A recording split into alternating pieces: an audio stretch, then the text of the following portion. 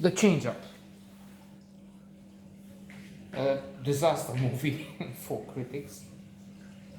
It only has an average rating of what, 35, 6 out of 100 in the red zone. As I said, terrible for some. On the other hand,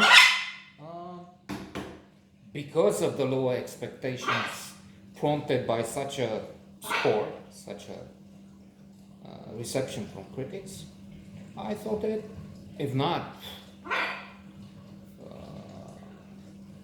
radiant, elating, and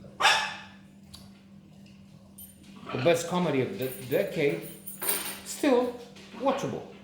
It helps that it has some great actors. Jason Bateman is Dave, father of 3, married, successful. There's Mitch, his friend, Ryan Reynolds. Olivia Wilde is... I forgot. Fabrizio. Alan Arkin is also present. Plus, there's some aspects which are based on reality. Of course, the critics dismiss this, and it is ludicrous to play so much on changing bodies. Poof, there's some tension here, and I become Puccini, the red and green macaw, and he has my body or something. But leaving that aside, the fact that early on the 2 main characters switch bodies, some things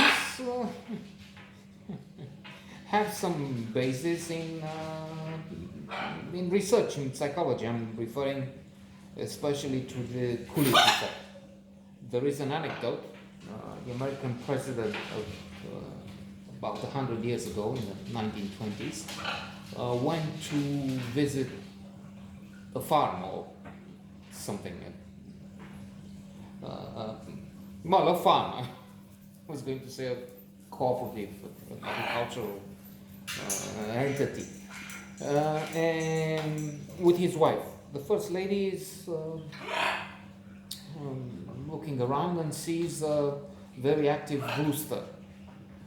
It's not an exact, some details of the story have been surely changed in my mind, so it's not an accurate account. If you want to know the anecdote, we can watch it on the internet.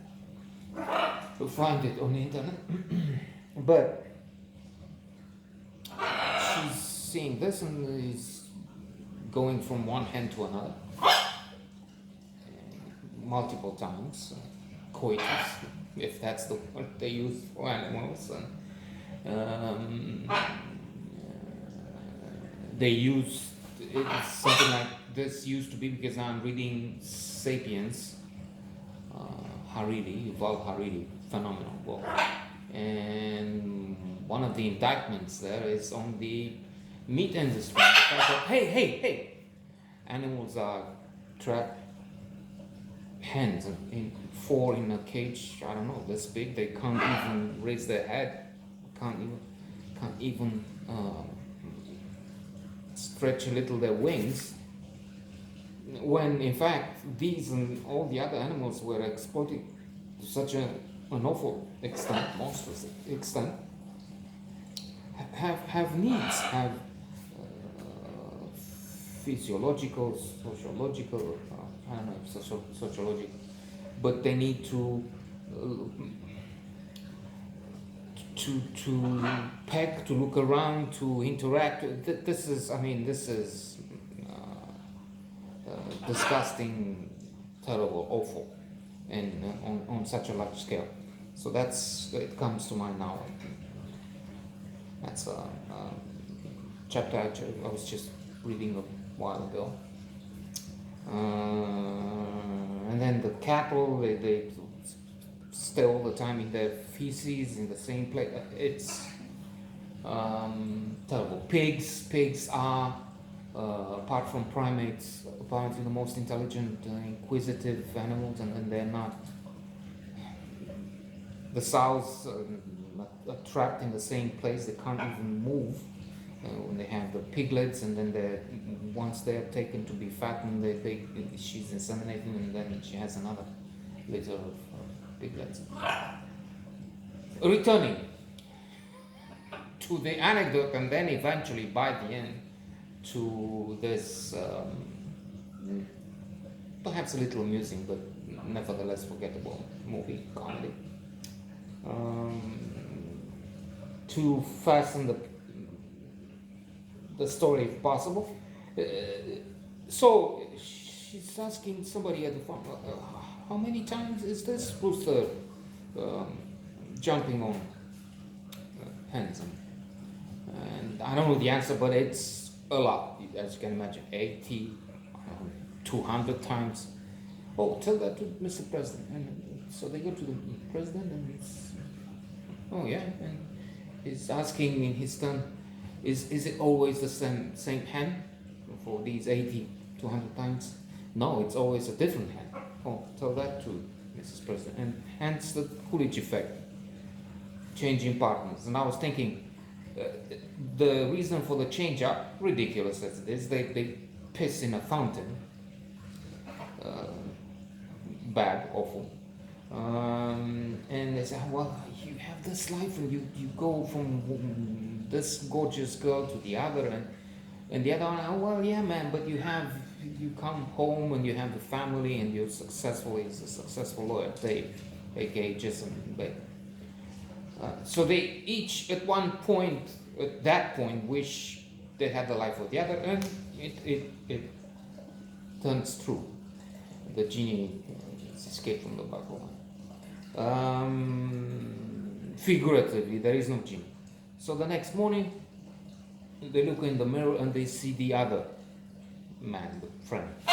And from here, all sorts of amusing, as you can imagine, situations. Some of them probably, surely, somewhat preposterously educational. I'm thinking Dave, who has the body of Mitch, is getting close, is in fact about to have sexual intercourse with the character of Olivia Wilde. Fabulous woman. She's more than willing. She is proceeding. She is enjoying. And he says, you know what? I have to go home. Okay. The moral aspect is it's fine. It's on one level. It's great. I mean, the man is married, even if he has the body of the other fellow, and he was trying to play that role, and the same for his friend. But it looks incredible. And then, after all, why wait to the point where they they exchange bodily fluids? What's that from? Is it from Dr. Strangelove? Stanley Kubrick. I guess they use that in that this sort of line. That's peculiar. But then otherwise it is amusing, and the actors, as I've mentioned, are excellent.